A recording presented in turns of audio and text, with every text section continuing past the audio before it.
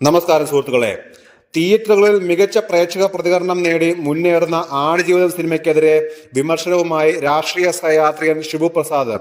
ആടുജീവിതത്തിന്റെ നിർമ്മാണത്തിനായി സംവിധായകൻ ബ്ലസ്സിയും ടീമും എടുത്ത കാലയളവിനെ വിമർശിച്ചാണ് ഷിബു പ്രസാദ് രംഗത്തെത്തിയിരിക്കുന്നത്. 2018 മുതലാണ് ബ്ലസ്സിയും ടീമും ഈ സിനിമയ്ക്ക് വേണ്ടി ഇറങ്ങിയതെന്നും ഇതുവരെ ഒരാളും എടുക്കാത്ത മഹാത്യാഗം, അധ്വാനം എന്നൊക്കെ പറഞ്ഞാൽ അംഗീകരിക്കാൻ കഴിയില്ലെന്നും ഷിബു പ്രസാദ് ഫേസ്ബുക്ക് കുറിപ്പിലൂടെ അഭിപ്രായപ്പെടുന്നു. സിനിമ തിയേറ്ററുകളിലും ആസ്വാദക പ്രതികരണങ്ങളിലും ഹിറ്റാവുന്നതിനിടെയാണ് രാഷ്ട്രീയ സഹയാത്രികൻ രംഗത്തെത്തിയിരിക്കുന്നത്.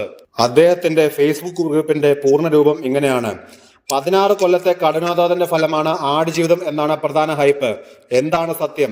2008 ബ്ലസ്സി ബെന്യാമിന്റെ കയ്യിൽ നിന്ന് നോവൽ സിനിമയാക്കാനുള്ള അവകാശം വാങ്ങുന്നതെന്നും പൃഥ്വിരാജിനെ കാസ്റ്റ് ചെയ്യുന്നതെന്നും ബ്ലസ്സി സ്ക്രിപ്റ്റിന്റെ വർക്ക് തുടങ്ങി അതങ്ങനെ പോയി. അതിനിടയിൽ ബ്ലസ്സി ഭ്രമരം, പ്രണയം, കളിമണ്ണ് സിനിമകൾ ചെയ്തു.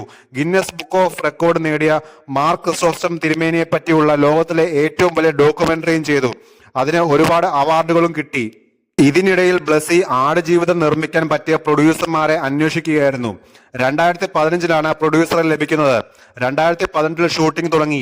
ജോർദാൻ, അൾജീരിയ മരുഭൂമിയിലായിരുന്നു പ്രധാന രംഗങ്ങളെല്ലാം എടുത്തത്. അതിനിടയിൽ കോവിഡ് വന്നു. അങ്ങനെ കുറച്ചു കാലം പോയി. 2022 ഷൂട്ടിംഗ് കഴിഞ്ഞു.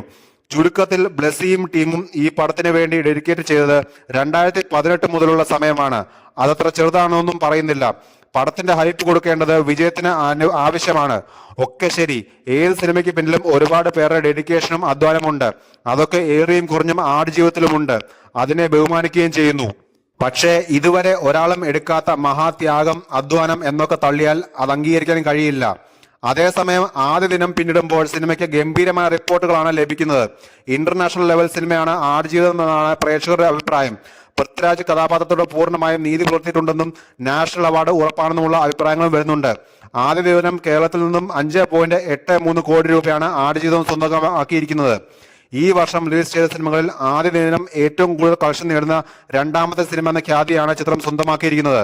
5.85 കോടിയുമായി മോഹൻലാൽ ചിത്രം മലൈക്കോട്ടെ വാലിബനാണ് ഒന്നാമത്.